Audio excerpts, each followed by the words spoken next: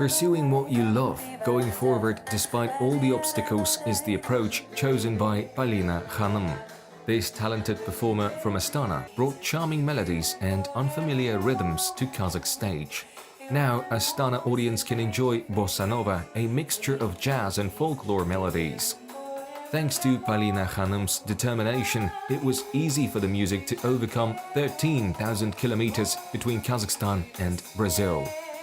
This concert program came to existence because of love. One day, I heard a guitar player performing the famous song, The Girl from Ipanema, and I realized I wanted to be able to play that as well. I just saw these weird chords and thought to myself, can human fingers really move that way? To be honest, when I listened to this song for the first time, I was extremely amused by the Portuguese language. It sounded so funny and quite childish to me. The combination of sounds was peculiar, strange, and funny. It stimulated an interest in this genre, and I became more and more curious about the meaning and origin of these songs. I have always been interested in the context of music in general, so I explored it gradually and at some point found myself with a full concert program of Bossa Nova and heaps of knowledge about Portuguese culture and language. This is how Brazilian melodies reached the center of the Eurasian continent. But the story does not end there. Portuguese songs took on a new flavor in Kazakhstan's capital. I know translations of The Girl from Ipanema into at least French, Italian, Spanish, and Russian languages, and I've also found translations of Bossa Nova standards into Russian. It was very interesting for me to sing it in different languages. When you do that, the atmosphere of the song and even some components of the melody change. For example, the way it sounds in Portuguese is completely different from the Russian version.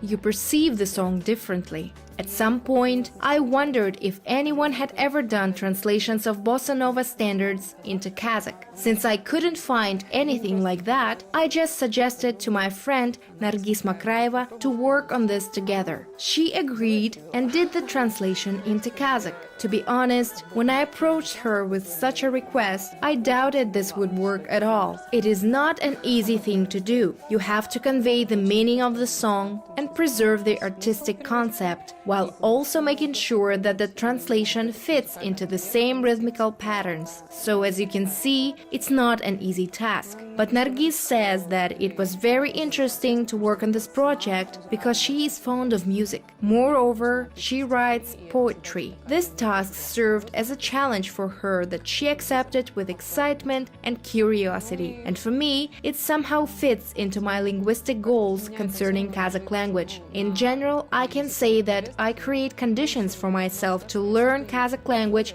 in an easy and pleasant manner. This is how language learning gives birth to a new rendition of Bossa Nova with a Kazakh flavor. The unifying effect grows with each subsequent event. For the album cover, Polina Hanym searched for a picture that would suit the most, but it was not easy to convey this Brazilian-Kazakh mix on paper.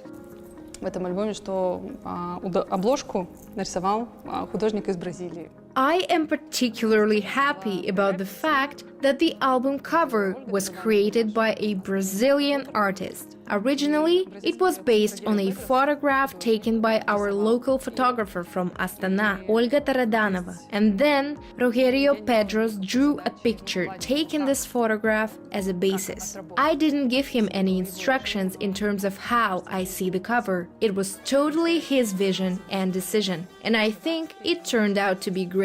It really encompasses Kazakh spirit, and at the same time, you can still feel some Brazilian vibes and bright colors. Overall, I can say that this entire project is imbued with such friendship and warmth. It also exudes an air of experimentation, because it consists of arrangements that are far from classical. On the other hand, it's an intercultural collaboration, a fascinating intersection of different cultures and some kind of mutual exploration. And I think we can call it musical diplomacy. It's something that really unites people and gives them the opportunity to learn more about each other but in a very simple way.